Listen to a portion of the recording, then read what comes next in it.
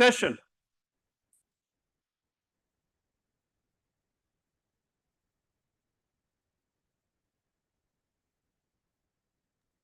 The title of the session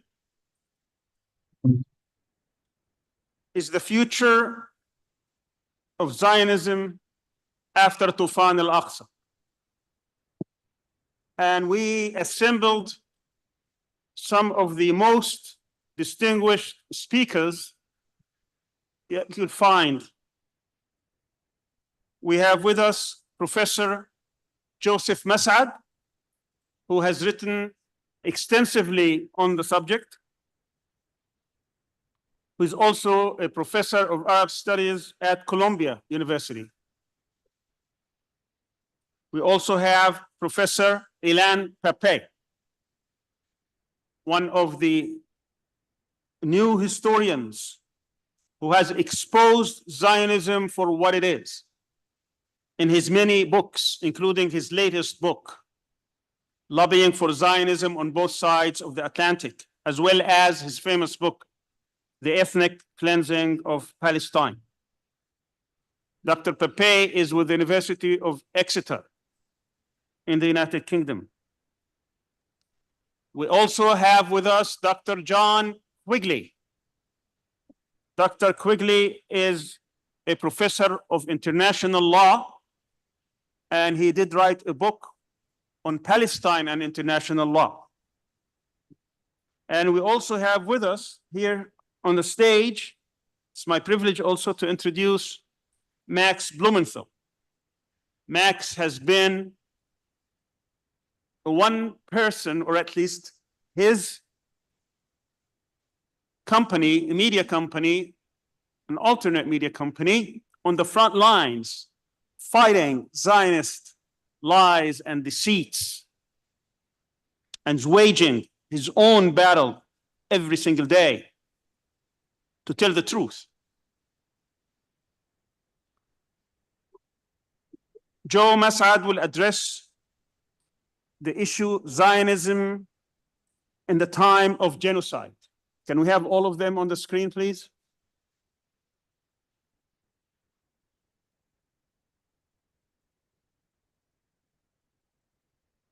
Are they ready? Okay. So Joe Massad will address us Zionism in the time of genocide. Can you hear me? الصهيونية في عصر الإبادة. في زمن Ilan Pappe will address the topic Israeli society and the Zionist regime after Toufan Al-Aqsa, implications and future directions. And John Quigley will talk about the ICJ, the ICC, what comes next as they relate to international law. And finally, Max will talk about the media and Toufan Al-Aqsa. He will take a critical look at how the media has performed during this year. And perhaps he can also tell us about his latest documentary that he is releasing today, and we will screen tomorrow, I hope. Okay, so I'm waiting on the people online to show them on the screen. Sorry? But we want to see them. This is not the time to be incompetent.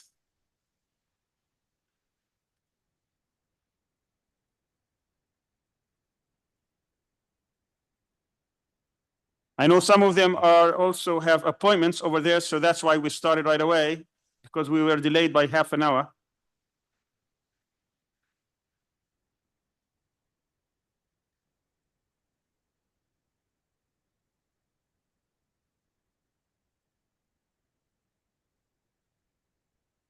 Did they hear our introduction? I have. Jamila, they hear the introductions. When I introduced them, did they hear it? Okay, so they can hear us now. We did. Well, I want to make sure they will be with us because some of them had appointments and I promised them that they will go first. So if They are there they are. Okay, I think we have all three of them. Thank you so much, all of you. Joe Massad, Ilan Pappe, and John Quigley. Thank you for being patient with us. Thank you for being here with us. We're really looking forward for your presentations. And we're going to start with Joe Massad. Go ahead, Joe. Thank you very much. I should say I've never been called Joe, but thank you very much for your introduction. I shall give my lecture, which I prepared specifically for this event, titled Zionism in the Time of Genocide, الصهيونية في زمن الإبادة الجماعية.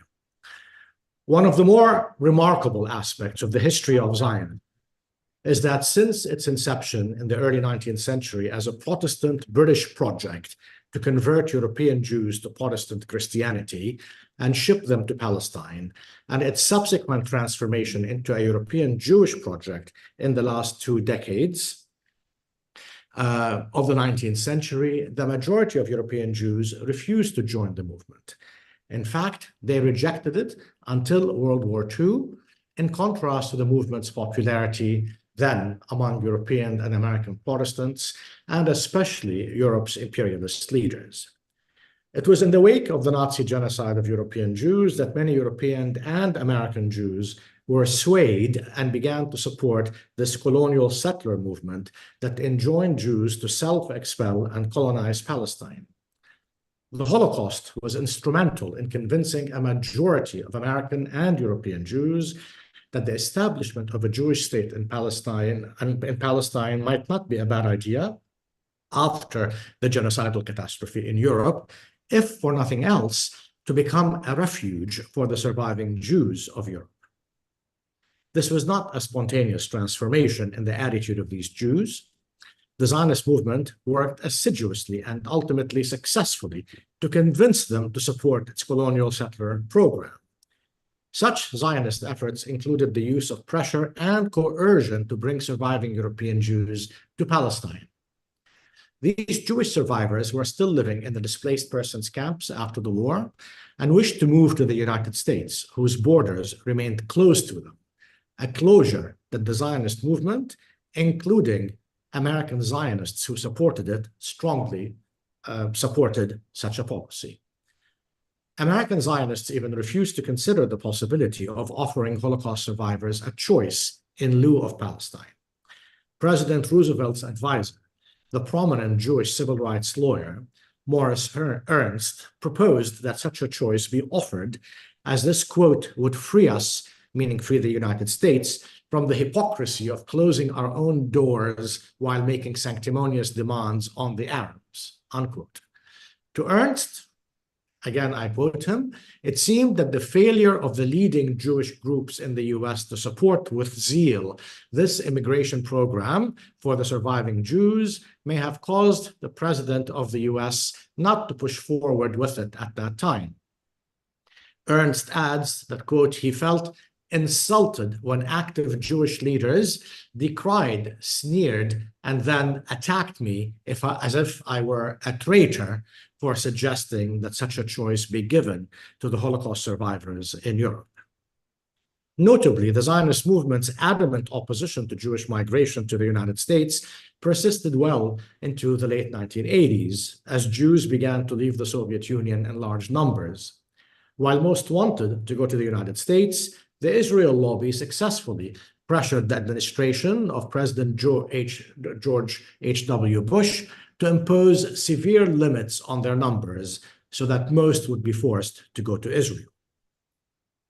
But despite the genocide during World War II, those American and European Jews who supported the movement and later the State of Israel did not themselves become Zionists, if by Zionism we mean self-expulsion and becoming colonial settlers in Palestine and later in Israel. Yet, despite the European genocide, a struggle continued between the leaders of American and European Jewry on one side and Israel's claim to represent Jews worldwide on the other. In 1950, the president of the American Jewish Committee, Jacob Blaustein, signed an agreement with Israel's Prime Minister, David Ben-Gurion, to clarify the nature of the relationship between Israel and American Jews. In the agreement, Ben-Gurion declared that American Jews were full citizens of the US and must only be loyal to it. Quote, "They owe no political allegiance to Israel," unquote. On his part, Blaustein declared that the US was not exile, but rather a diaspora, and insisted that the State of Israel did not formally represent diaspora Jews to the rest of the world. Interestingly, Blaustein added that Israel could never be a refuge for American Jews. He emphasized that even if the US were to cease to be democratic and American Jews were, quote, to live in a world in which it would be possible to be driven by persecution from America, such a world, he insisted, contrary to Israeli claims, and I'm quoting him, would not be a safe world for Israel either. These reservations aside, the support for Israel in the wake of the genocide of European Jewry would increase considerably only in the 1960s, with the rise of what American historian Peter Novick has called Holocaust consciousness, which was the result of the instrumentalization of the genocide by Israel and the United States to defend Israel's racist regime and its ongoing crimes against the Palestinian people, and as part of a Cold War campaign to smear the Soviet Union as anti-Semitic. The Eichmann trial, which took place in Israel in 1961, and Israel's multiple invasions of 3 Arab countries in 1967, which it portrayed as an existential war to prevent yet another Holocaust against Jews, raised the level of Jewish and Christian Western support for Israel to extremes of zealotry. But if Israeli and Zionist arguments insisted that the existence of Israel is the only guarantee against another Holocaust targeting world Jewry anywhere in the world, they also insisted that Israel itself could at any time be the victim of another Holocaust to be committed by the Palestinians and the Arab states. The Holocaust industries, as it has been called by some authors, its main ideologue, Elie Wiesel, a vapid anti-Palestinian racist who justified Israeli crimes in the name of the Holocaust until the end of his life, insisted that those who did not support Israel's invasions in 1967 of Arab countries, or those who resisted Israel and fought against it to restore their rights, as enemies of the Jewish people in its entirety. American Jews, he averred, and I quote, now understand that Egyptian President Abdel Nasser's war is not directed solely against the Jewish state, but against the Jewish people, unquote. In 1973, when Egypt and Syria invaded their own territories occupied by Israel in 1967, to liberate them from Israeli occupation, Wiesel wrote of being, for the first time in his adult life, quote, afraid that the nightmare may start all over again. For Jews, he added, quote, the world has remained unchanged, indifferent to our fate, unquote. American Rabbi Irving Greenberg, who later served as the director of the President's Commission on the Holocaust, believed that God himself supported Israel in the 1967 war because of his love for the Jewish people, and to make up for why he failed to defend the Jews against Hitler. Greenberg asserted, quote, in Europe, God had failed to do his task. The failure to come through in June 1967 would have been an even more decisive destruction of the covenant, unquote. Whereas Hitler's genocide helped transform the majority of world Jewry from anti-Zionists to pro-Zionists, Israel's constant invocation of the Holocaust as what awaits Jews if they failed to support Zionism and Israel ensured ongoing Jewish support for it. But what Israel did not realize is that its weaponization of genocide could one day work against it. This possibility began to be apparent during Israel's massive 1982 invasion of Lebanon, during which several countries accused it of committing genocide against the Palestinian and Lebanese peoples. Also, in the wake of the Sabra and Shatila massacres in September 1982, the United Nations General Assembly passed a resolution condemning the massacres as, quote, an act of genocide, unquote, with an overwhelming 123 countries voting for the resolution, with 22 abstentions and none opposing it. The Soviet Union and other European and Latin American countries declared at the time that, quote, the word for what Israel is doing on Lebanese soil is genocide. Its purpose is to destroy the Palestinians as a nation, unquote.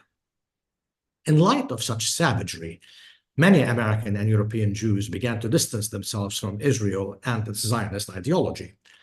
The irony of supporting Israeli genocide for a people who had been themselves subjected to genocide was too much for them to bear. As Israeli apartheid and settler colonialism intensified even more in the next 4 decades, so did American and European Jewish opposition to Israel, which perceived what Israel was doing as genocide. A survey conducted by the Jewish Electorate Institute in June and July 2021 found that 22% of American Jews believed that Israel was, quote, committing genocide against the Palestinians. 25% agreed that Israel was an apartheid state, and 34% believed that Israel's treatment of the Palestinians is similar to racism in the United States. Of those under 40 years old, 33% of American Jews polled believed that Israel was committing genocide against the Palestinians. All of these numbers were collated 2 years before the current genocide even began. This anti-Zionist attitude, which has increased in number and intensity since then, has also been adopted by many British, French, and German Jews. That the International Court of Justice has endorsed the accusation of Israel as perpetrating a possible genocide eliminated any remaining doubts in the eyes of many.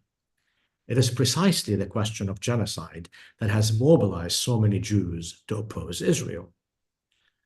Given Israel's ongoing weaponization of the Holocaust as a justification for it to commit genocide against the Palestinian people, it was hardly arbitrary or surprising that the Israelis and their Western allies proclaimed that the Palestinian resistance operation of October 7th killed the largest number of Jews, quote, since the Holocaust, unquote, as if the Palestinians targeted Israeli Jews for being Jewish and not for being colonizers and occupiers of Palestinian land and oppressors of the Palestinian people.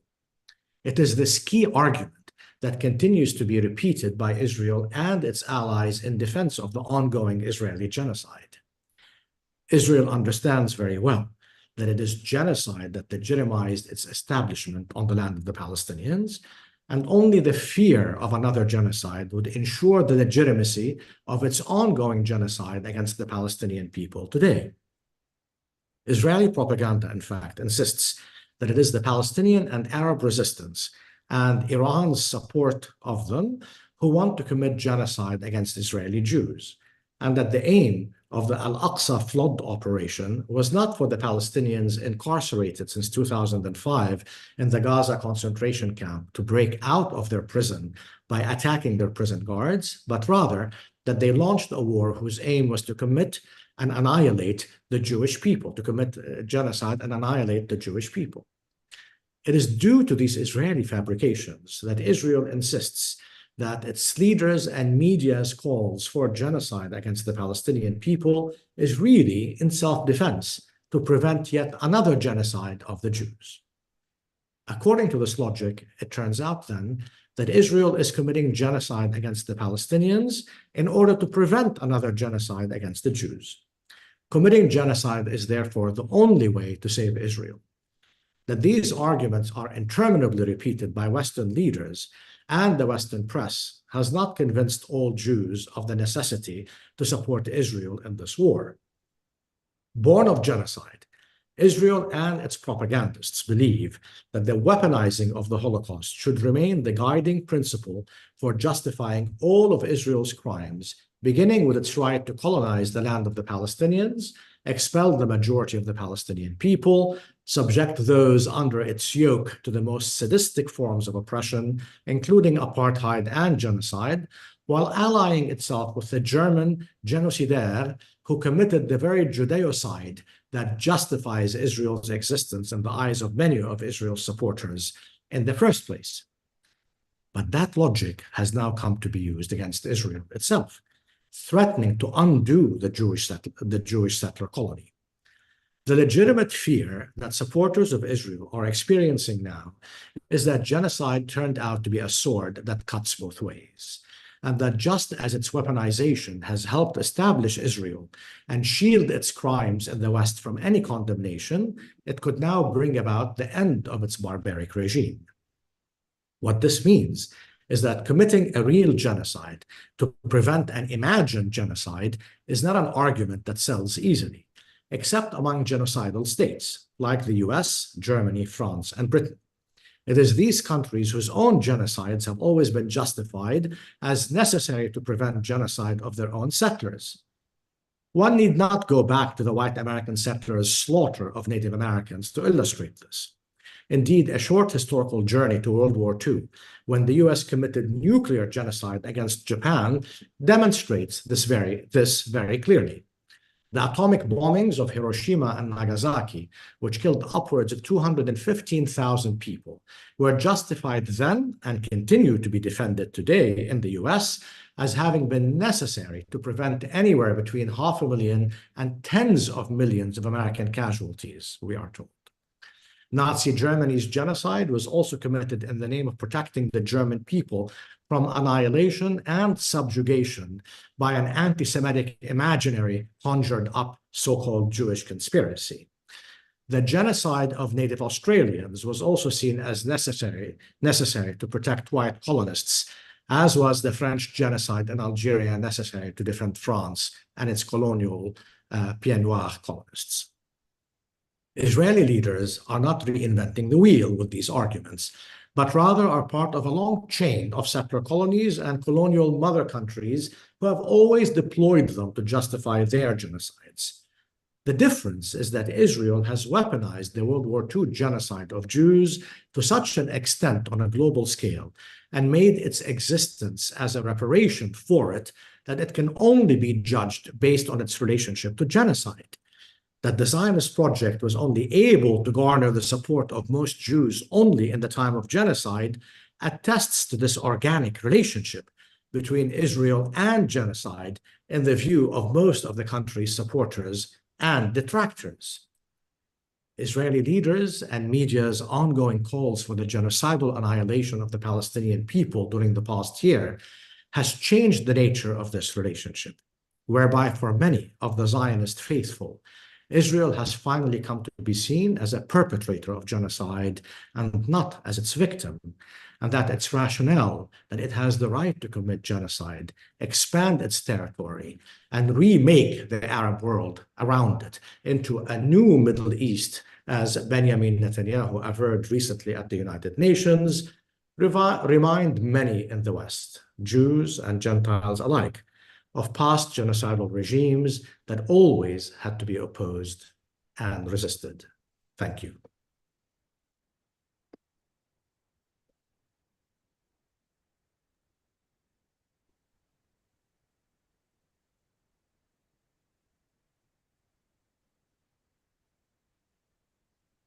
I can't hear you. I don't know if you can hear me. I heard you. Thank Thank you. It was great. Thank you, Joseph. I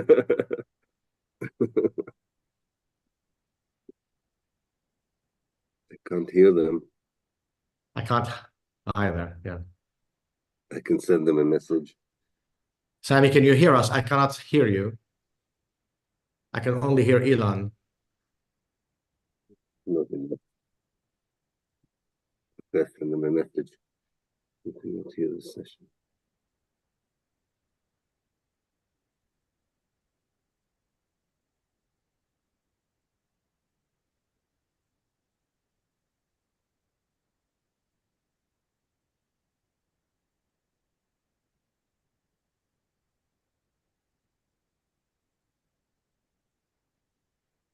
Anybody out there besides Ilan? I think John is there as well. Yeah, is there. At least you had two listeners, that's for sure. Let us hope the rest. No, I'm sure they did. We just need to see what's going on there.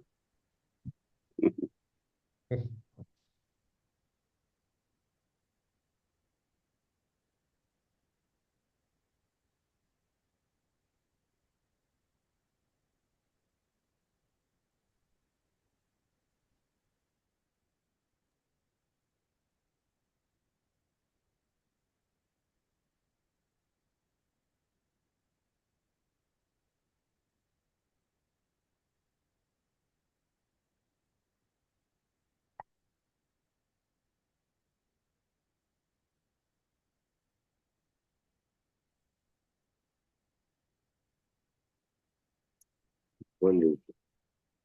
We don't know.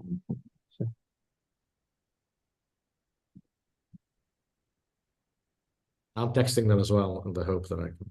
Okay.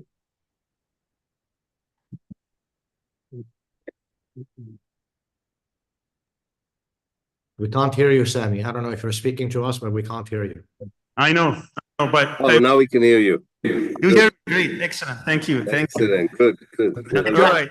I I want to tell Joseph that was a powerful presentation. Thank you so much. And it's a great introduction for the next presentation, which Ilan will give, in trying to tie this to the current Israeli society after Toufan Al-Aqsa. The floor is yours, Ilan. Thank you, Sami. Always a difficult act to follow, Joseph. And thank you, CIGA, for inviting me. And thank you, Sami, for providing for many years a safe space to air our thoughts on Palestine without fear of being censored or condemned for being anti-Semites or self-hating Jews, in my case. The Israeli society, especially after November 2022, when a new coalition was elected, a coalition that you can define as a neo-Zionist messianic coalition of politicians, has been torn between the ideology or the interpretation of the Zionist ideology that alliance represents, and the interpretation of the Zionist ideology that the more traditional forces in Israeli Jewish society represented since the inception of the state in 1948.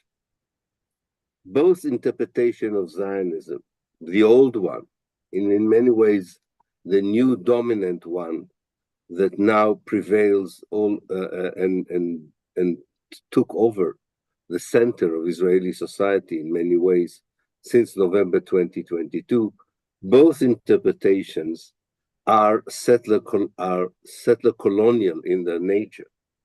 So this is not a debate between a Zionist interpretation of liberalism, multiculturalism, or democracy, as the Israeli left would like to represent itself, and a non-democratic, theocratic, and racist interpretation.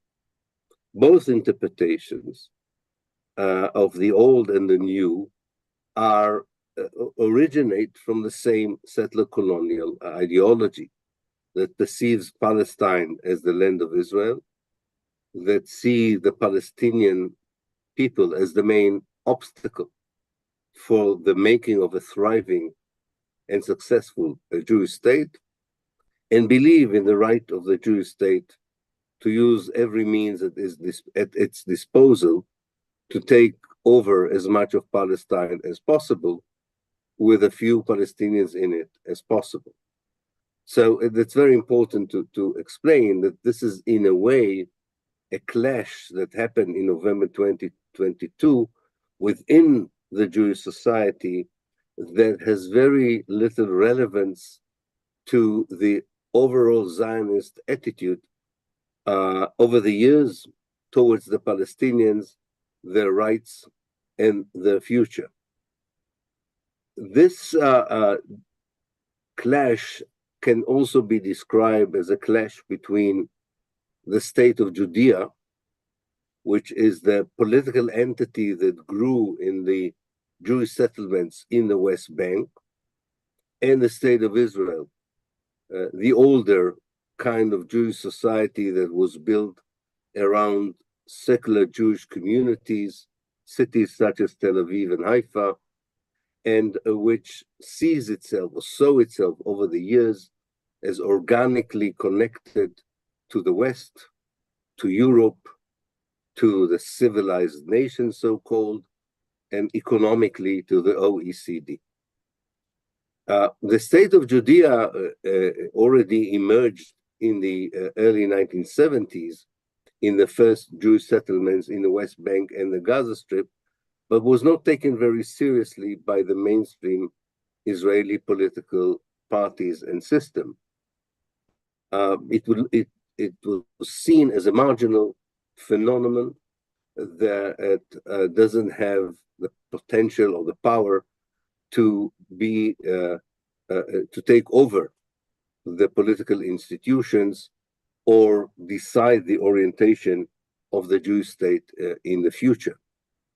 However, this nascent state of Judea became stronger after the Second Intifada, and the fatigue that the secular Jewish state of Israel felt with its own attempts to circle the square of claiming that it is possible to be a progressive occupier, a liberal ethnic cleanser, and I don't know, a leftist colonizer. This inability to reconcile universal values that many of these Israeli Jews would have liked probably to subscribe to if they could, to reconcile these universal values with the very essence of Zionism as a settler colonial project that created an apartheid state. The inability to reconcile moved quite a lot of the Jewish electorate from the traditional state of Israel into the arms of the state of Judea.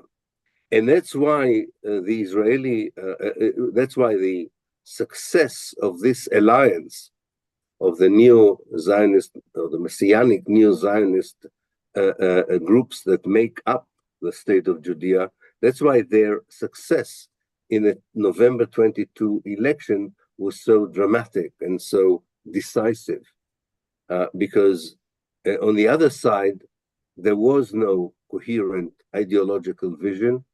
There was only constant attempts to maneuver or navigate between universal values that could not be practiced within an ethnic, racist Jewish state. And they were losing the support of many, not because they didn't like the idea of having an ethnic, racist Jewish state, but because they thought that that is not that this is offered in a clearer, in a more inviting way by the state of Judea. So in November 2022, those who led the state of Judea aligned themselves with the political leader Benjamin Netanyahu, who doesn't have really any significant ideology he subscribes to, but apart from remaining in power, especially after accusation of bribery and corruption, aligned themselves to him and were quite convinced that November 2022, even in eschatological terms, began a new window of opportunity for their idea of Zionism, their messianic interpretation of Zionism, to be implemented and implemented quickly, as windows in history can close as rapidly as they do open. If you read what they have written and what they were talking about prior to November 2022, and especially after November 2022, you can see that they were about to launch several revolutions, as they would call it. The first one was the legal revolution, removing any charades of democracy, legality that the traditional state of Israel adhered to, with the hope that both the world and they themselves would be convinced that actually Israel is still a democracy in one way or another. And they were about to launch that revolution, and they encountered a resistance in the streets, in particular, stronger than the one they predicted. They were quite surprised by the strength of the demonstrations against the constitutional revolution that they wanted to pursue. And the next, or even parallel to it, they were already planning a dramatic shift in the overall Israeli policy towards the Palestinians in the West Bank and inside Israel. The fact that they demanded to create a new ministry within the Ministry of Defense, a kind of a new minister for the West Bank, as he was called, the Minister for Judea and Samaria, was part of the plan to intensify the ethnic cleansing of the Palestinians in the West Bank, first from Area C, the area that Israel controls according to the Oslo Accord, and later on from Area B, and leave the Palestinians for a while within the 16% of the West Bank, which is Area A, under the feeble leadership of Abu Mazen and whoever would succeed him. And the sense they had was that the Ukrainian war and other other issues on the international agenda have distracted the international community's attention away from Palestine, which accentuated this idea that they are in a particular historical moment that could enable them to resurrect the biblical kingdom of Solomon, as they would have put it, and become not only a regional power, but a power that all the other neighbors defer to, as is that what they understood from what they read in the Old Testament, in the relevant chapters about the moments of glory of the kingdom of Israel and the kingdoms of Judea. In that respect, it would be quite true to say that Toufan Al-Aqsa, first of all, redirected the world's attention to Palestine and reacted to a very aggressive policy by Israel, or intended policy, although part of it already started, the kind of unholy coalition between the settlers and the army against the Palestinians, especially in Massad and El-Yatta in the south of Mount Hebron and in the Jordan Valley and in Greater Jerusalem and other parts. But it was not yet at the level that was planned and envisioned by the state of Judea. For a moment, and it was really a short moment, the struggle between the state of Judea and the state of Israel stopped after the traumatic reaction to the events of the 7th of October, but it returned very quickly, almost less than a month after the 7th of October. And what is probably quite horrific to watch is that this genuine struggle about the future of the Jewish state, the future of the Jewish public domain, the future discussion of whether Judaism can be interpreted as nationalism and even as liberal nationalism, versus the version that says, no, Judaism can only be interpreted as religion, and therefore the state has to be a theocracy. This genuine clash is perpetrated by two camps that are totally behind the genocidal policies of the government in Gaza and the potential genocidal policies in the West Bank and whatever Israel is doing. So the Israeli society after Toufan Al-Aqsa is a society in which the state of Judea is taking over incrementally the state of Israel. They are not just a political power that to reckon with. They have already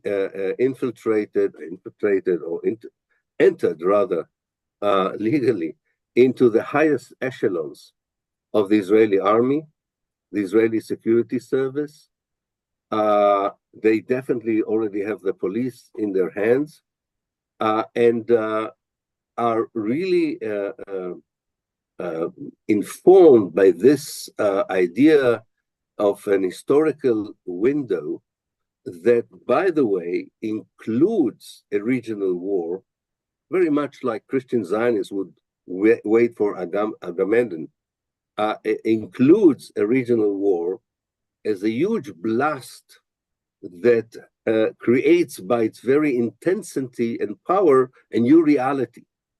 And that new reality is would create the conducive circumstances for reincarnation of the ancient state of Israel. They have a base, an electoral base, unfortunately a very strong base among the Arab Jews, among immigrants who came from the former Soviet Union, but also people who graduated in recent years from the Israeli educational system, which very much now teaches history and identity the way the state of Judea would want to teach us rather than the state of Israel. So I can see the state of Israel has already gone. I don't think the state of Israel exists anymore. I think we have the state of Judea. It's a suicidal state. I think it is creating its own doomsday. I don't think it has long to survive and exist. Quite a few Israelis who probably subscribe to the ideology of the state of Israel understand that the only horizon that the state of Judea offers is one war after the other, with the caveat that you have to win all these wars. You cannot lose any wars. We don't have an official number of how many members of the state of Israel have left Israel. I guess it's more than 500,000. A very important demographer in Israel also already estimates that we're talking about 700,000 people who already left. This is a huge drain of the Israeli economic, social, and cultural elite.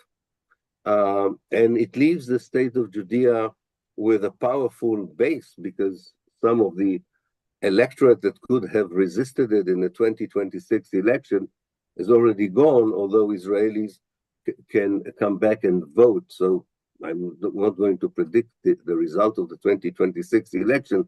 I also don't think they're very important in the overall scheme of things, in the big picture of things. And therefore, I would say that we will have adventurism, aggressive policies, attempts of using genocide and ethnic cleansing to establish facts, if, and this is a big question, if the current Israeli government, this neo-Zionist Messianic Israel, with the support of a large section of the Jewish society, if it would be given the ability to act without a regional opposition and without international condemnation, if it would have its way, it would continue to wreak havoc and destruction inside historical Palestine and around Palestine. However, we can always hope that the true face of the state of Judea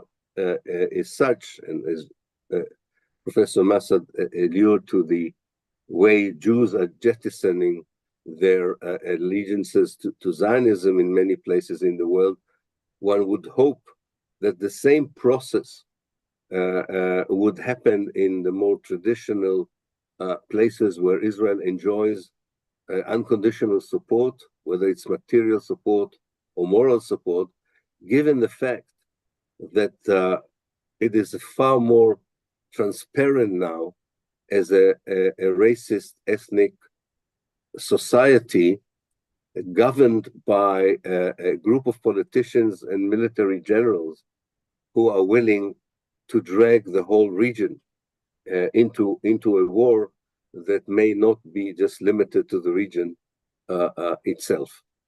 So let me finish by saying that this is a trajectory that's already happening.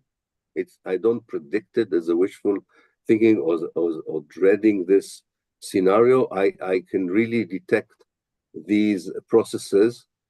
I compare them elsewhere to cracks within the structure of the State of Israel. The State of Israel is like a building that already had very extensive structure. It's in its foundation. The most important one is the one I described here, the lack of social cohesion, the implosion of the society from within. But you can add to this the economic weakness, the inability of the army to provide the defense it promises, the inability of the government to provide the services its promises, the international condemnation, and the problem that Israel has among young Jews all around the world, just to mention some of these cracks. What Toufan Al-Aqsa did was like an earthquake to an already shaky building. And the extensive foundation are now really about to crumble.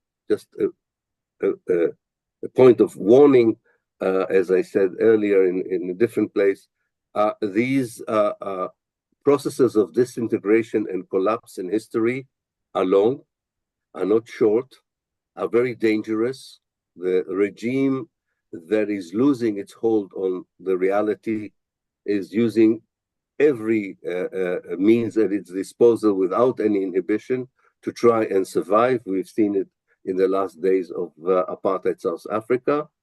And I suppose what I would like to end with is to say that we are not onlookers on this process of collapse and disintegration and the making of the state of Judea. We have to do all we can to shorten the period of the collapse and the destruction that would hopefully create the conducive circumstances to build a new reality in historical Palestine, one that is not just an imaginary or utopian one, but one that goes back to the pre-Zionist Palestine we all know about, where Christian, Muslim, and Jews coexisted genuinely within the Arab world, within the Muslim world.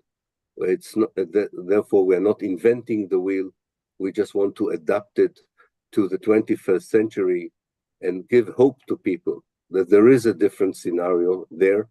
This is the scenario that the world and the region should work for. It has the ability and the potential to do it, but it still is inhibited by cynical interests, economic, strategic ideologies. But I'm quite confident that the way the Israeli society is progressing would make it easier to gather and galvanize the necessary alliance to change the reality in Palestine and free it from the river to the sea and make it a beacon for the region as a whole. Thank you. Thank you. Thank you so much, Ilan. These were very profound words you said and analysis, and I will have many questions to follow up with. Our next speaker is John Quigley, and John, as I said, is a professor of international law at Ohio State, and he will talk about the International Court of Justice and the International Criminal Court and what comes next. John, the floor is yours. Thank you, Dr. Sami. I appreciate the invitation from you and from the center. This was a very sobering talk we just heard from Dr. Pappe about the future. I would only note that the New York Times has reported within the last few days that there is an ongoing discussion within the Pentagon. And there are two camps among the top generals. One says we should send more to help Israel to defer in order to deter Iran. The other says by sending more to Israel, we are emboldening Israel to be more aggressive throughout the region. So I think there is some appreciation in the Pentagon of what Dr. Pappe is talking about. But I think both he and Dr. Massad have done a service by focusing on the history of the whole situation, because I think we are at a point in time when there is greater willingness to analyze what went on earlier. That is, that there is not such a ready acceptance of the Israel, or if it's the state of Judea, as one sees it now, but that the atrocities being committed by Israel really call into question the entire project of a Jewish state in Palestine. And to some extent that has been facilitated by the activity in the international courts, which is what Dr. Sami has asked me to focus on. So I do want to go over those one by one very briefly, and then to put them in context as to what might come out of them, or how they might change the analysis of the situation on the part of the public, meaning the public all over the world. So we have these cases, the first one having been brought by South Africa, charging Israel with genocide. And that was quite an important element that entered into the picture, that the situation should not be viewed simply as one of warfare, but as one in which genocide was being committed against the Palestinian people. This was promoted initially by a professor named Raz Siegel here in the United States in October and November, for which he was roundly condemned. In fact, he has lost a position for which he was applying in the United States as a result of that position that he took. But the South African government did file under the Genocide Convention in December, and made a very plausible case, a case that the court is still considering, but that the court has considered it valid, at least on a prima facie basis. And it seems rather obvious that the case is a solid one. If one looks at the text of the Genocide Convention, which prohibits not only killing members of a group, but also creating conditions for a group that will lead to the physical destruction of the group. So it was obvious to me back in October of last year that genocide was already being committed by virtue of the evacuation orders that were issued, because it was quite clear that those orders would lead to a situation in which people would be dying as a result of conditions not necessarily related to being bombed, but simply when one moves population around in that fashion and deprives them of the means of sustenance, that would lead to genocide. And that was, if you look at the history of the Genocide Convention, that was the whole point to the Genocide Convention. It was to make it an offense not only when you had mass deaths, but also at the beginning, in order to prevent the mass deaths from eventually materializing.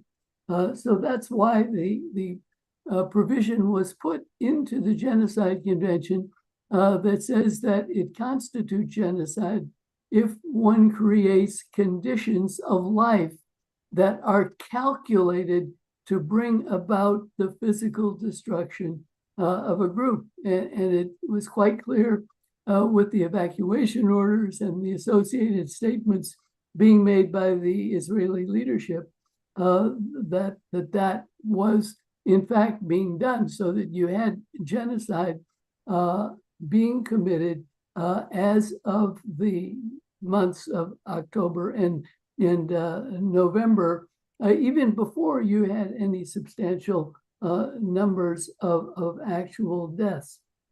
So that case is progressing. South Africa will be presenting its major argument now by the end of October. Then the government of Israel can be expected to challenge jurisdiction, and all that will go on for several more years, unfortunately, before the court gets to a final conclusion. The related case that has gotten much less attention is the one filed by Nicaragua against Germany for the provision of armaments. And that is a very important case because of the significance of the provision of armaments to Israel by the principal allies that Israel has. And while the court said initially it's not sure whether Germany is really providing very much, the court has made it clear that the provision of armaments is an act that really puts the provider in the same position as the state that is committing the atrocities. So the court made that very clear. The other case that is going on was one that was initiated even prior to the events of last October by the General Assembly of the United Nations, asking for an advisory opinion on the question of the policies and practice of Israel and whether they render the occupation to be unlawful, the occupation of both the West Bank and of Gaza. And the court has issued a very important opinion that says that it is in fact illegal for Israel to be in the West Bank, to be in Gaza. Now, this is irrespective now of what it's doing there and irrespective of all the atrocities. Simply its presence there is not lawful as a result of the fact that it has made steps in the direction of annexation and that is inconsistent with the status of being a belligerent occupant. The court went on to say that any provision of assistance to Israel in maintaining its presence is also unlawful. So there, the court is reinforcing what it has said in Nicaragua's case, that the provision of financial and military assistance is unlawful to the extent that it facilitates Israel's maintenance in those territories. Now, that advisory opinion was a bit odd in my estimation in the way the General Assembly posed it to the court. It was posed, as I just mentioned, on the basis that the policies and practice followed by Israel in the territories render the occupation unlawful. And as I say, that to me was an odd way of putting the matter, because the occupation was actually unlawful, irrespective of the policies and practice and irrespective of the aim of annexing. The occupation of the Gaza Strip and of the West Bank became unlawful on the 5th of June, 1967, because Israel had no business going in the first place. So to my mind, it was a bit odd to ask the question whether the occupation was unlawful as a result of the policies and practice subsequently followed, when the occupation was in fact unlawful from the very outset. Nonetheless, that's the way it was posed. I think the General Assembly and the Palestine government took a rather pragmatic approach and thought that it would be best to pose the question that way. And as I say, the court came out with a very important opinion, essentially approving the position of the General Assembly on that matter. Now, one can ask what will come of this. The court, in the advisory opinion, said that the steps that need to be taken to implement its opinion, those steps rest with the Security Council and the General Assembly of the United Nations. And we've already seen just in the last several weeks that the General Assembly has adopted a resolution essentially affirming what the court has said.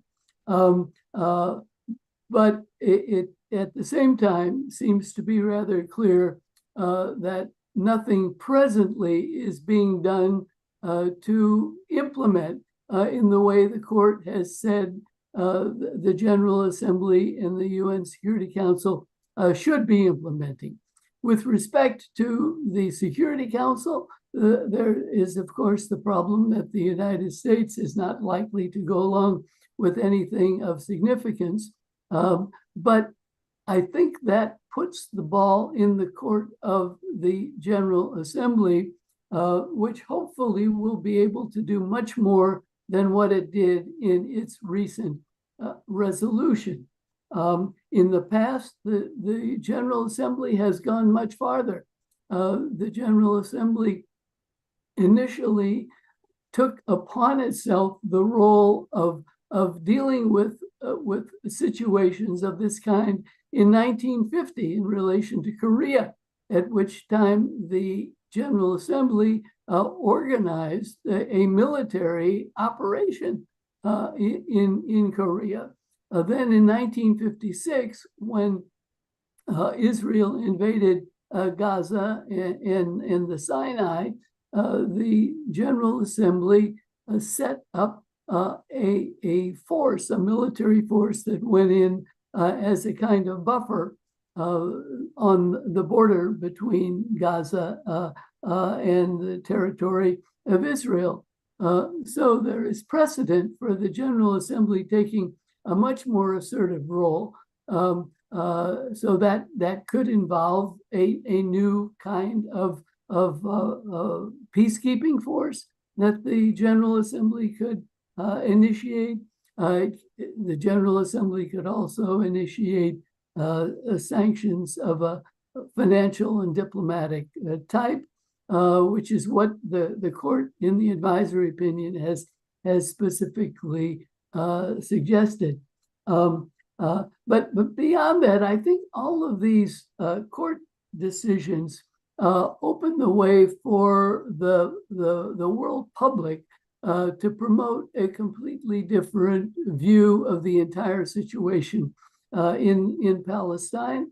The opening has been made for questioning the legitimacy of Jewish statehood in Palestine. when the public can see the kinds of atrocities that are being committed by the IDF, there has in fact been generated a public discussion about the legitimacy of a Jewish state, and one finds more effort on the part of defenders of Jewish statehood to say that the statehood is in fact legitimate, which is why I was especially happy to see Dr. Pappe's new book called Lobbying Zionism that goes into the history at a time when we're all focused on what's happening day to day.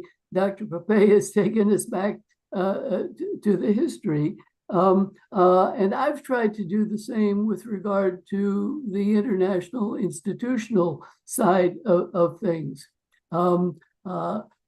The case for legitimacy of a Jewish state really rests on what was done in the 1920s. The narrative runs that the British government was asked by the League of Nations to take over Palestine and to promote the Zionist aspirations in Palestine. That narrative is entirely false. There's nothing of truth in it, but that narrative has come to predominate. But if one looks at the Israeli legal scholars, they really have nothing to say to back that up.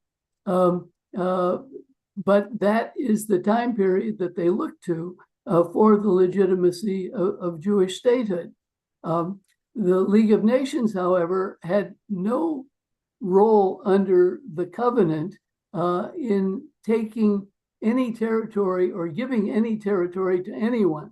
So the proposition that the League of Nations gave Palestine to Britain is entirely false. It simply never happened. It was Britain that took it. So it was entirely the other way around. And the theory of the mandate system was that the states that took territory from Germany and from Turkey, that those states had to get their territorial rights through peace treaties, and that on that basis, they could then decide to rule under the mandate system. And Germany was able to do that through the Treaty of Versailles. It got sovereignty from the government of Germany, but Britain was never able to get that. The Treaty of Lausanne did not give any sovereignty to Britain. So Britain had no basis for ruling in Palestine, and it, to my mind, remained only as a belligerent occupant with no further rights up until 1948. And you can see that actually explained by Britain's chief legal counsel in the Permanent Court of International Justice in 1924, when Greece filed a lawsuit against Britain. Britain tried to explain why it was lawfully in Palestine. And very oddly, the British lawyer, whose name was Cecil Hurst, said, well, we really don't have a treaty. He mentioned the Treaty of Lausanne, and he acknowledged that the Treaty of Lausanne did not give anything to Britain, which means that nothing that was done by Britain, the promotion of Zionism, the text of the British Mandate for Palestine, none of that was lawful. The British government understood this at the time. I mean, it made statements both publicly and in the League at Geneva that the mandate could have legal significance if and only if Britain got territorial rights through Turkey. But it never got those territorial rights. So the proposition that Jewish self-determination was accepted at the international level is simply a myth. And if one looks carefully at the documentation from the period, it's quite clear. So I think that the current situation, and in particular all these legal cases, really opens the way to promoting that discussion and to taking us back into the history that Dr. Massad and that Dr. Pappe are bringing to our attention, and that hopefully that this could have a major significance in opposing the activities of what Dr. Pappe is now calling the state of Judea. Yes. But perhaps I should stop at Thank that you. point. Thank you so much, John. Thank you so much. You raised very important points at the end. I'll probably invite you again to expound on them because they are very profound when you talk about the legality of the mandate. Dr. Pappe has to leave, so I have one question for him, and then we'll go to Max, and I hope Joseph and John will stick around for the Q&A. We should be out hopefully by 9 o'clock. I have very quick question for you, Ilan, and Yes. just in a minute or two, you've talked about the state of Israel, the state of Judea, and my question is, how would you envision the end of the state, whether it's Israel or Judea or both? Would it implode from the inside, or do you see any other way, or does it matter? It does matter, I think, because each scenario brings with it different levels of carnage and chaos. I think that given all the other possible pressure on the state, the dominant one is the implosion from within. I don't think that people appreciate how deeply divided this society is, because it is so united on the question of Gaza and the Palestine. So it looks like a very homogeneous, unified society because it has a homogeneous, unified position towards the Palestinians. But there is very little common basis between the two sections that I was talking about. And I feel that what I call the state of Judea by itself cannot survive for very long without actually the elites that are part of the state of Israel and are not going to be there for a very long time.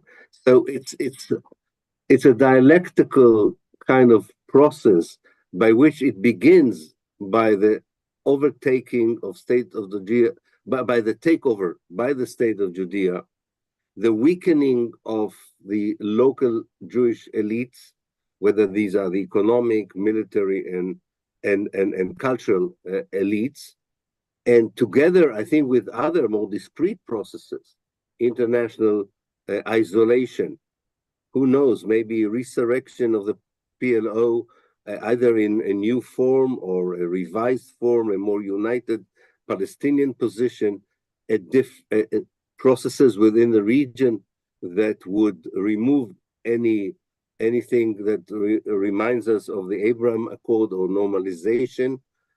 Maybe all this together creates a situation where the state itself does not function, not only in the Galilee and in the south, it doesn't function now in those two areas, but all over the state. So it's a violent disintegration in a way, but it can become less violent and more orderly, if you want, process of decolonization, I think, if there is a united Palestinian vision, a clear idea among whoever is going to represent the Palestinians about the future of the Jews who would remain in post-Israel Palestine, and possibly also very important fundamental processes in the region around Palestine, because Palestine would be reintegrated without Zionism back into the Mashriq, into the Eastern Mediterranean. And everything that happens there will also impact Palestine, as well as Palestine would impact the processes that probably would lead to some disintegration of the Sykes-Picot Agreement and the colonial nation state set up in the end of the First World War. Thank you very much, Ilan. I'm going to invite you again to also to talk about this. Our last, very gladly yes, will do it. Absolutely. And I do apologize to No problem. Joseph and John for leaving them. We understand. Thank you so much. Them, and Max, and I hope to see you all very, very soon. Thank you. Very well. Very well. Bye-bye. Bye. Our last speaker in the conference who's been waiting patiently, and I'm sure that you will enjoy every word he says, is Max Blumenthal. As I said, Max has been a mujahid, I wouldn't call it crusader, really on, standing up for what's happening. And I will have him also tomorrow, along with Pepe Escobar and Morandi and a couple of others at the university. So I hope you can join us tomorrow as well. He will speak to us today about the media, which is his field, and perhaps he can tell us also about the movie that he's just releasing. Max. Thank you. Thank you, Sami, for inviting me here and giving me this opportunity. And if I get anywhere close to 20 minutes, just jump in. Don't hesitate, because I want to go to dinner. Haven't eaten in a while. It is an honor to follow some of my academic heroes, and somewhat intimidating. I'll be covering a different topic, one which is outlined in much greater detail in my 40-minute documentary that I just released on the YouTube channel of The Gray Zone, which is the media outlet that I founded and edit. You can also find it on my Twitter account and the Gray Zone's Twitter account. My Twitter account is just Max Blumenthal. And it's about the media hoaxes and deceptions that Israel deployed after October 7th in order to create the political space it had always sought, needed, and wanted to complete the job that it began in 1948. First with the Gaza Strip, but now we can see them moving into the West Bank and beyond into the region of Greater Israel. Israel needed to convince the West that it should get the latitude to do absolutely anything it needed by any means necessary to protect its ethno-supremacist imperatives as an exclusivist Jewish state. It also needed to furnish its loyal lapdogs in Congress and in Brussels and Berlin with a script to justify the coming genocide.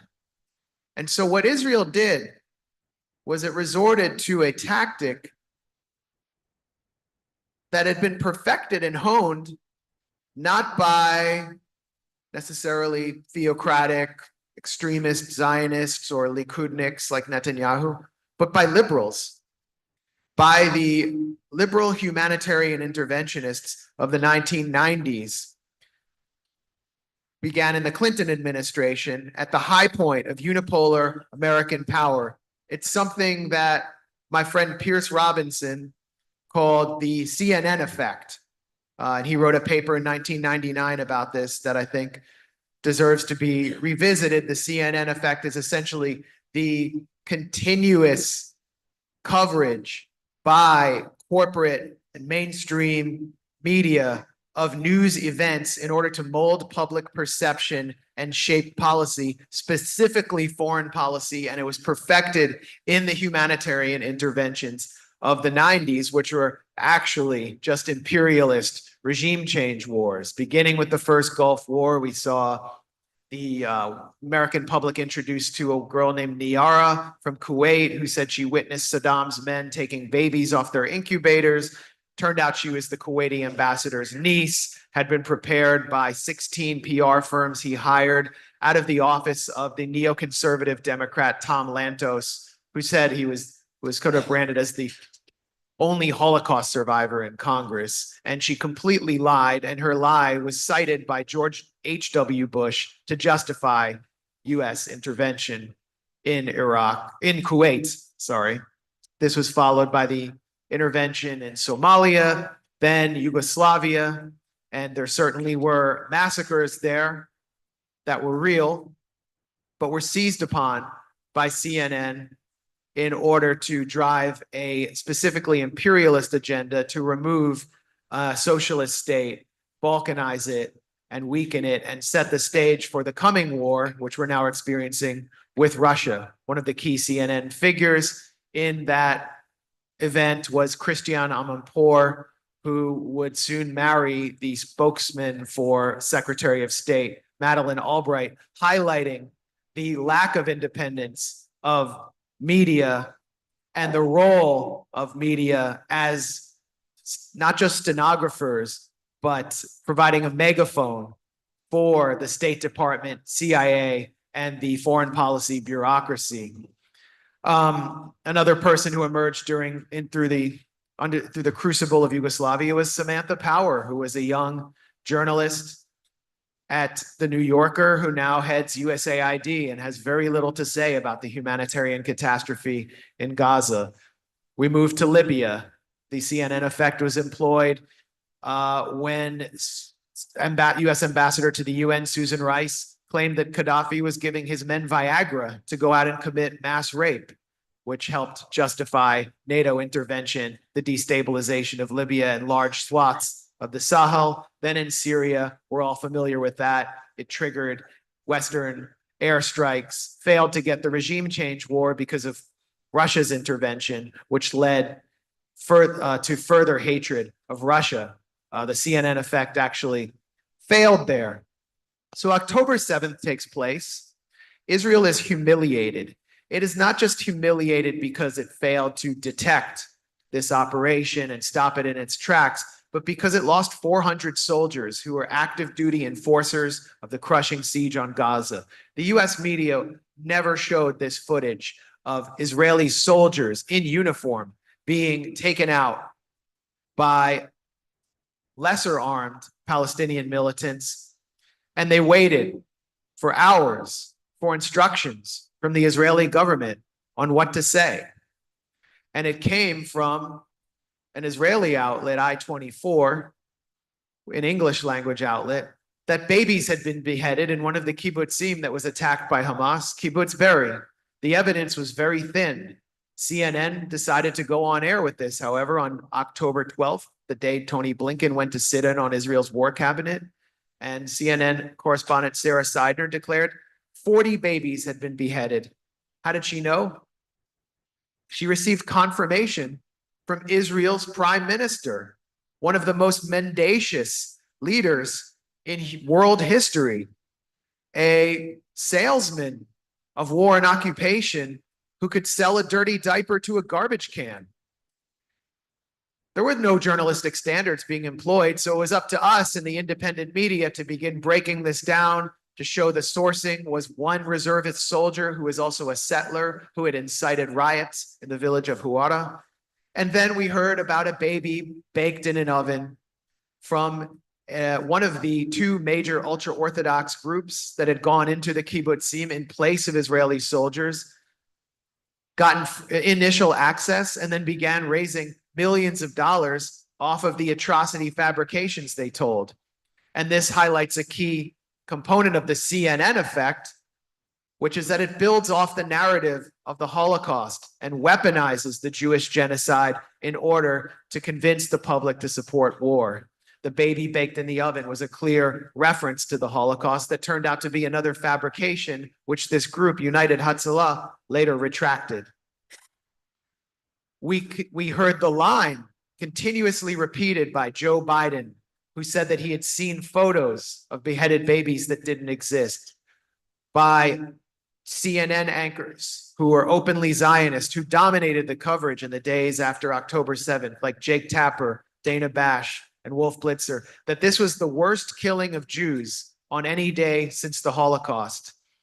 What we reported at the Gray Zone and what other independent outlets like Electronic Intifada reported, compiling and synthesizing reports from Hebrew language media and reports from the ground, was that Israel had enacted the Hannibal Directive, on a mass scale, an unprecedented scale. This is a once secret policy that authorizes the Israeli military to kill its own citizens in order to prevent them from being captured, to deny political leverage to the enemy, whether it's Hamas, PFLP, or Hezbollah.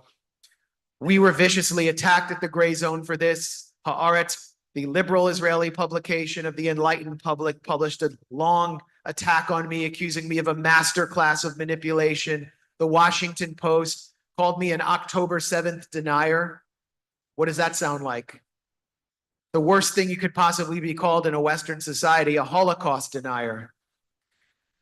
And these same publications, especially Haaretz, months later, when it was too late to stop the genocide train from reaching its destination, confirmed that the Hannibal Directive had been executed on a mass scale and that orders had been issued to soldiers from military high command to not let a single car get out of the Gaza envelope back to Gaza. Yediot Aharonot reported that over 70 cars were hit on their way to Gaza, all mostly containing Israeli occupants.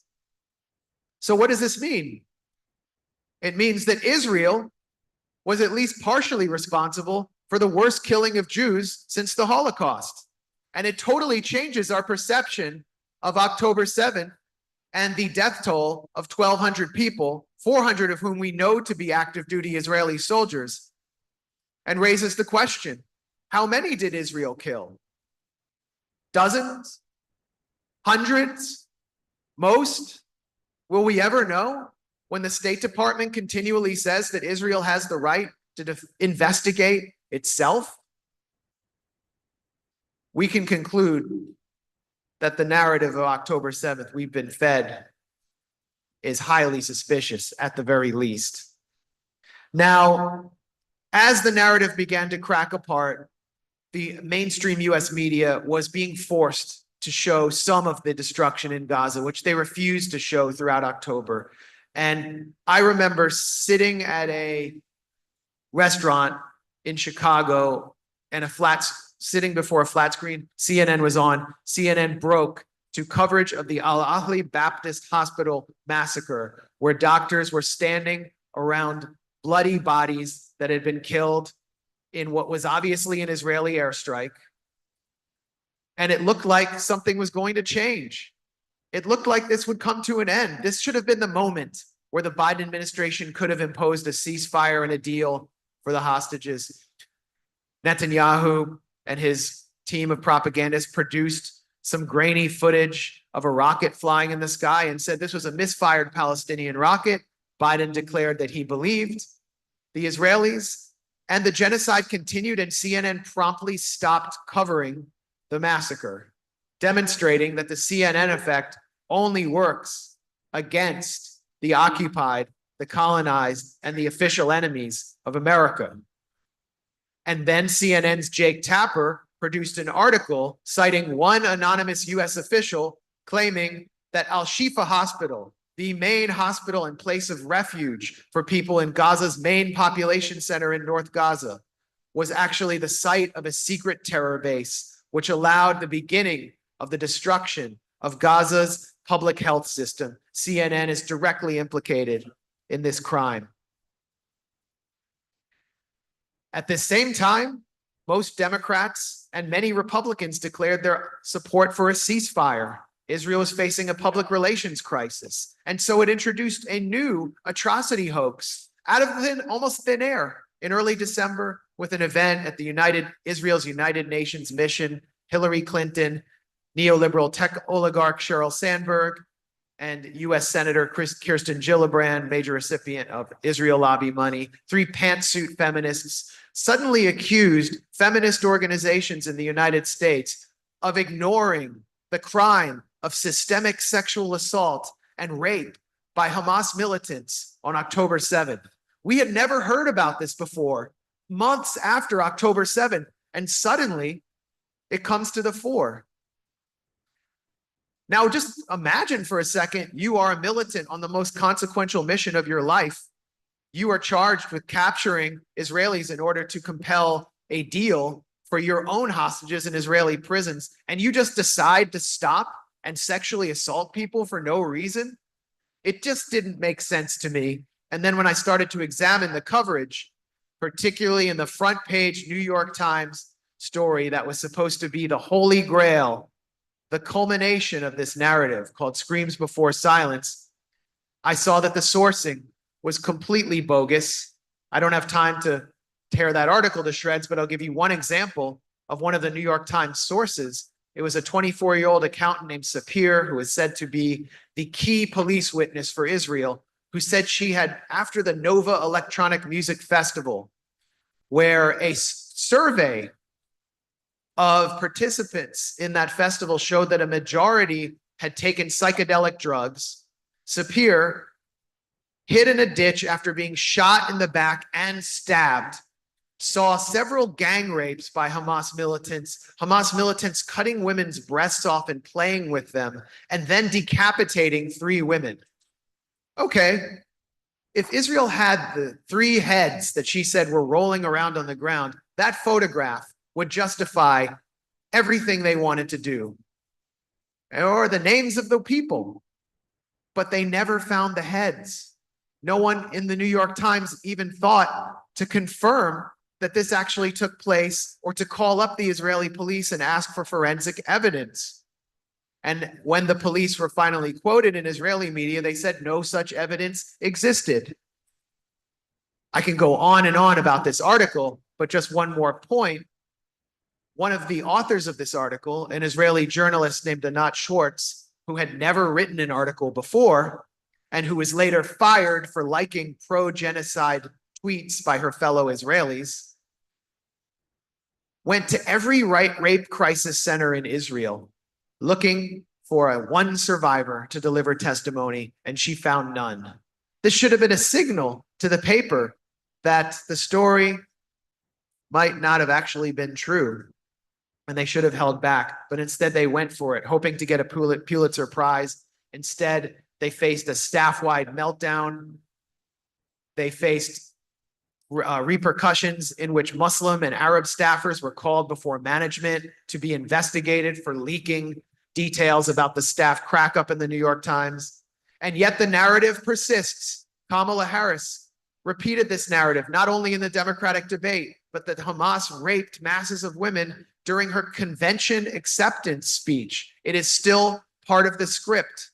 Pro-Israel activists today in London covered up maps of the London Tube with maps of Hamas rape tunnels in Gaza. No matter what we do, the lie persists, and the genocide persists that the corporate media created consent for, which makes them complicit in the worst crime of the century, in the Holocaust of our time, which makes them no different than those who were prosecuted by the ICC in the case of Radio Rwanda. And I think they should be held culpable as such. We've seen, as the result of October 7th, the collapse of the rules-based order. As so many speakers have said, we now understand that it means that the US makes the rules and everybody else follows their orders. We've seen the collapse of so many multilateral institutions that are actually dominated by the US, including the UN, which is unable to deter Israeli savagery. And in the US, we've seen the collapse of the mainstream media. Young people will never, ever trust the corporate media again after this. And the CNN effect with it has been crushed, which is why Hillary Clinton has called for jail time for practitioners of what she calls misinformation, referring to us. Where misinformation means anything that contravenes elite objectives, and I'm proud to have done so. We see the role of the corporate media is telling you what they want you to think, and that's the only reason you should consume it. But we've also seen, as a result of October 7th, the ultimate display of courage and the true meaning of journalism in Gaza, from the Palestinian journalists in Gaza who are risking their lives every day to show us this genocide while the rest of the media turns away, and they are paying the ultimate price. Ismail al-Ghul was targeted with an Israeli strike just a month ago. returned without his head, who had delivered months and months of courageous courage. Wael Dadu lost almost his entire family. Yesterday, Hassam Hamad was returned to his colleagues in a shoebox after being targeted by Israel, which sent him text messages for telling lies, according to Israel. And then there's my friend Rifat Al-Arian, who is a poet, an English professor at Islamic University, who was the first person in English to declare that Israel was enacting the Hannibal Directive on October 7th, and who called out after calling out the baby baked in an oven lie, began to receive calls from the Israeli military telling him they would kill him. They killed him at his sister's house, and then they began killing the rest of his family. And I believe that Israel will begin doing this outside of Gaza as their narrative collapses even further. That is the threat that Israel poses. And this is the courage and the blessing that journalism can deliver. That's what we see journalism's true role as inside Gaza. Its role is resistance. And in 30 seconds of closing, Israel has the military advantage right now. That is clear. They have AI weapons that mirror the dystopian image of Skynet in the opening scene of the film Terminator 2. But they don't have one thing in this war that is going to be valuable, incredibly valuable. They just don't have the truth. And when we're talking about a war, we're not talking, yes. We have the truth. The Palestinians under siege have the truth. And this is not a military war. It's what the military in the US now calls a gray zone war with different tactics. It includes information war. It is a cognitive war. It is a war for the minds of people who are still free. And we can win this war because we still have the ultimate weapon and we have the most courageous journalists on our side. I just want to close by saluting once again the journalists in Gaza risking their lives every day, the journalists in Beirut and southern Lebanon risking their lives, and the journalists everywhere who are telling us what their people are going through against the savagery of this Zionist assault. Thank you.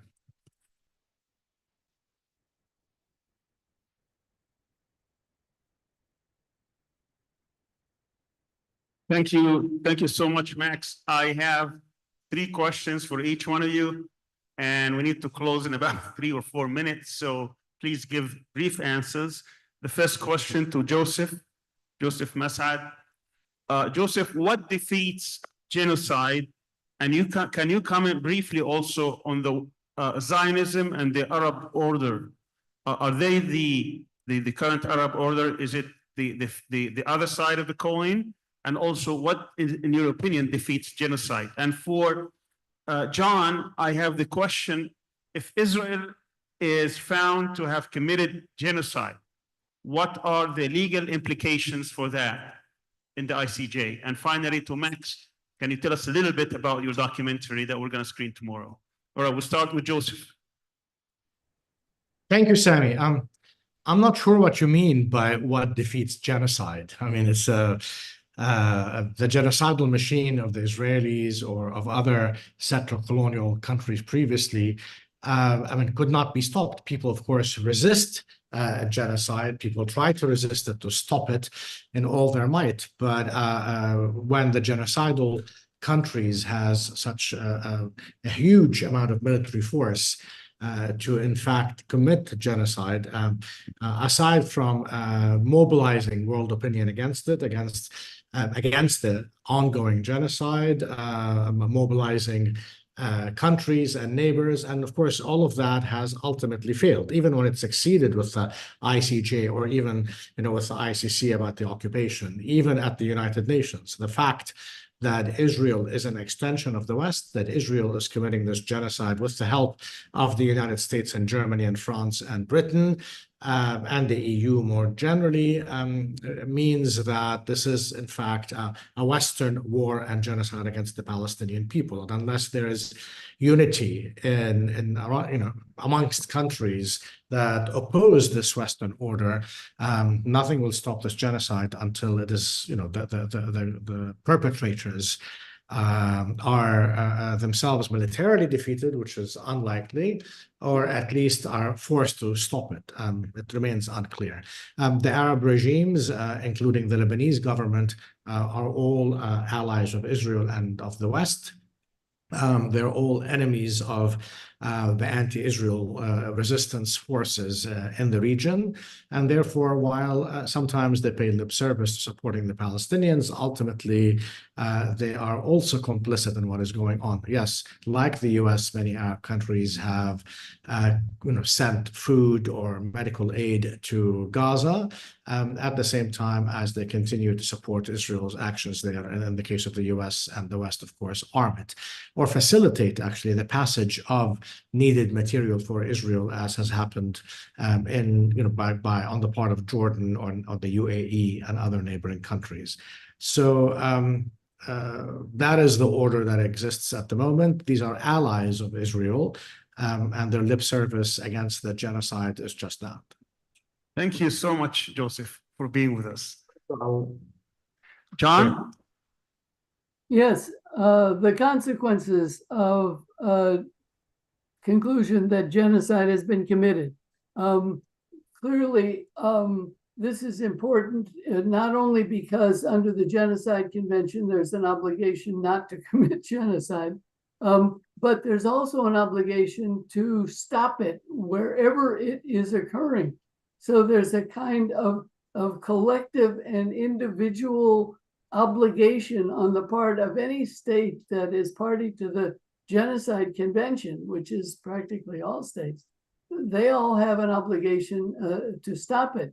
Then, of course, you have the International Criminal Court, which can impose prison time on those who are committing either genocide or other crimes that are identified internationally, like war crimes.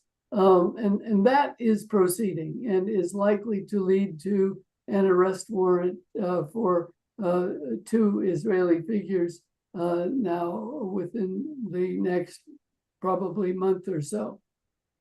A very quick yes or no answer. If Israel is found a perpetrator of genocide, does that implicate the United States automatically, or do we have to go through another process?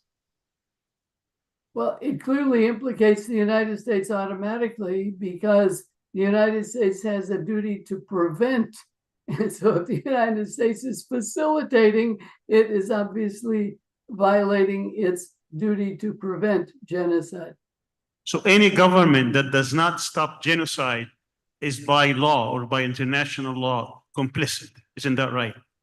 Now, that's Article 1 of the Genocide Convention. So the only people who are trying to prevent it right now is Yemen, Iran, and possibly some other groups. But even Iran is not going full way. So I'm sorry, Allah, possibly. All right, we'll wait for that judgment to come. Thank you so much, John. Thank you. Max. Well, I think my presentation was a preview of my documentary. It's called Atrocity Incorporated. Once again, it's on the YouTube channel of The Gray Zone, on our Twitter account, our Telegram account, anywhere you want to find The Gray Zone. And we'll be showing it tomorrow somewhere, and hopefully not in this hotel, because I haven't left this hotel in days. Very well. Tomorrow we're going to screen his documentary. It's going to be 40-minute documentary. It's in Halkale, which is close to the old airport, the Istanbul Salahuddin Zain University campus.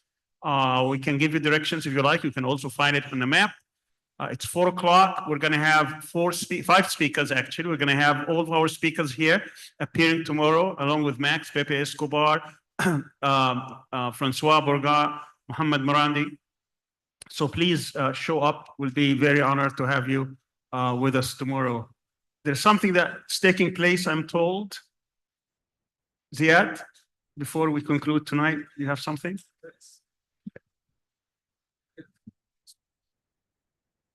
Oh. Can Dr. Abdul Razak be here? These are thank you mementos. The Secretary General The Secretary General, Dr. Abdulrazak Makri, will hand them over. Francois Bourgat.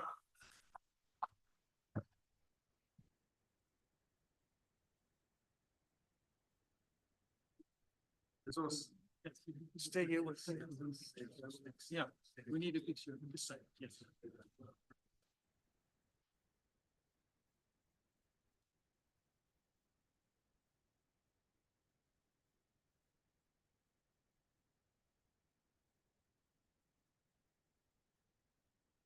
Pepe Escobar.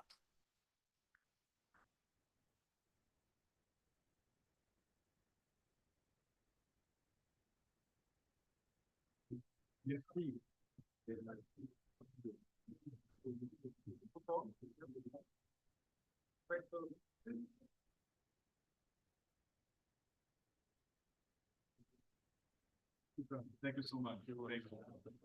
Max Blumenthal.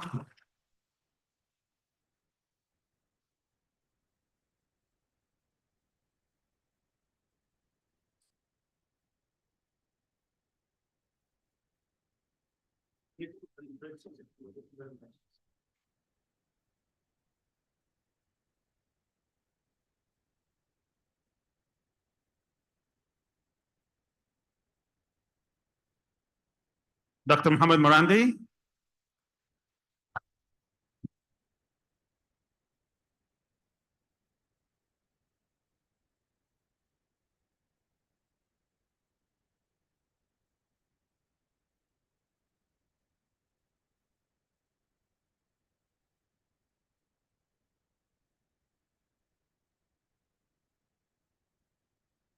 Dr. Ferouz Osman.